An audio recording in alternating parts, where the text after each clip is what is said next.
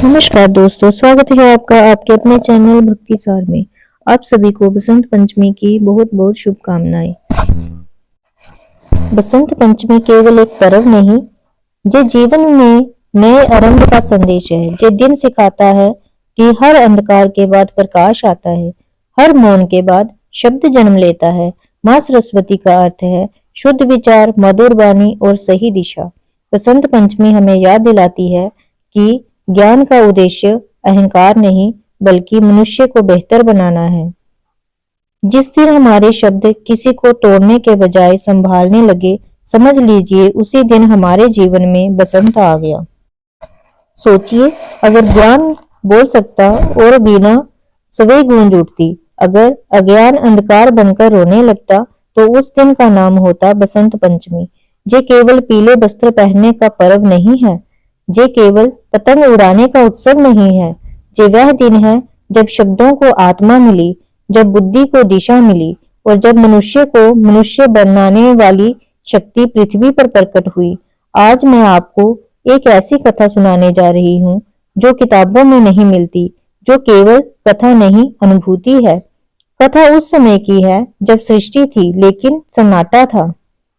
सृष्टि रची जा चुकी थी, पर्वत खड़े थे, नदियां बहती थीं, पशु थे, पक्षी थे, मनुष्य भी था, लेकिन कोई गीत नहीं था, कोई संवाद नहीं था, कोई विचार नहीं था। मनुष्य देख सकता था पर समझ नहीं सकता था, सुन सकता था पर बोल नहीं सकता था। भावनाएं थी पर शब्द नहीं थे। धरती सुंदर थी लेकिन निर्जीव। सृष्टि के रचयिता ब्रह्मा जी अपनी ही सृजन को देखकर चिंतित हो गए।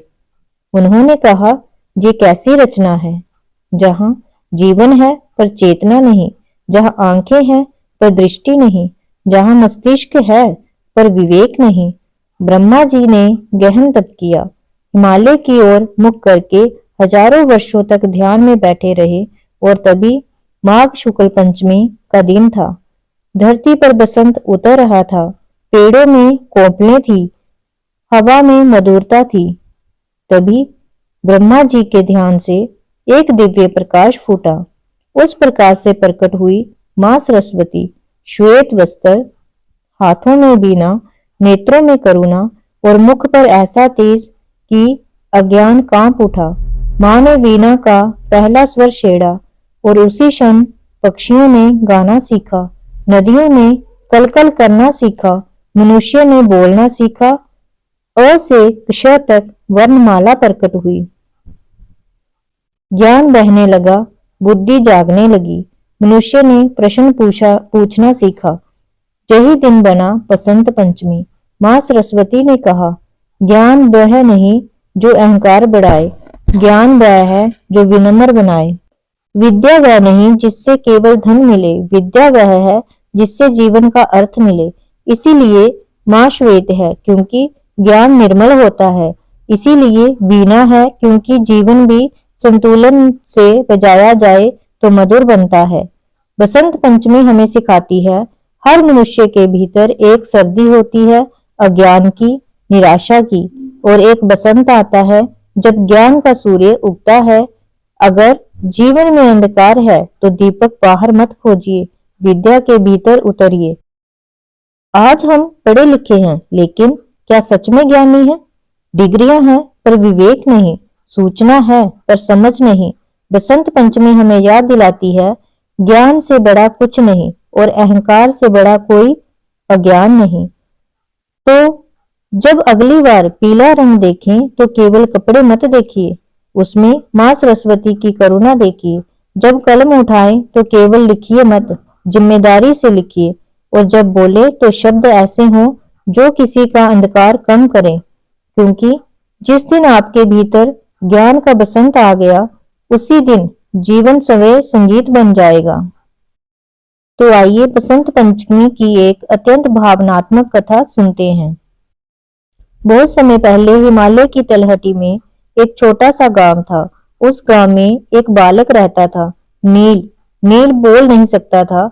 गांव वाले उसे मूर्ख समझते थे। बच्चे उसका मजाक उड़ाते थे।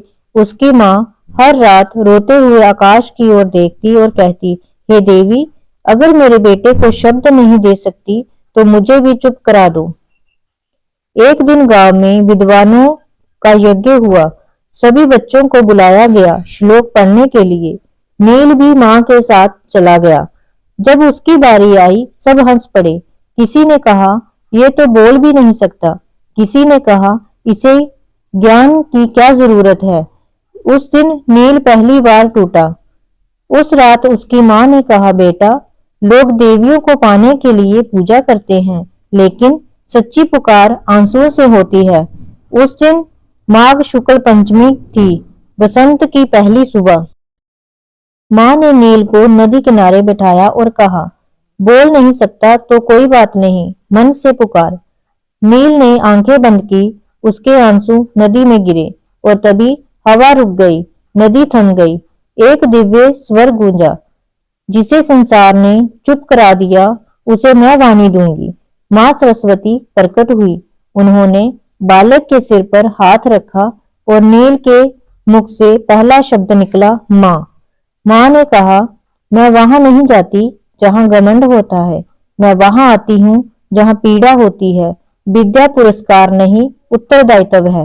नील बड़ा हुआ, वह सबसे बड़ा विद्वान बना, लेकिन उसने कभी किसी को नीचा नहीं दिखाया।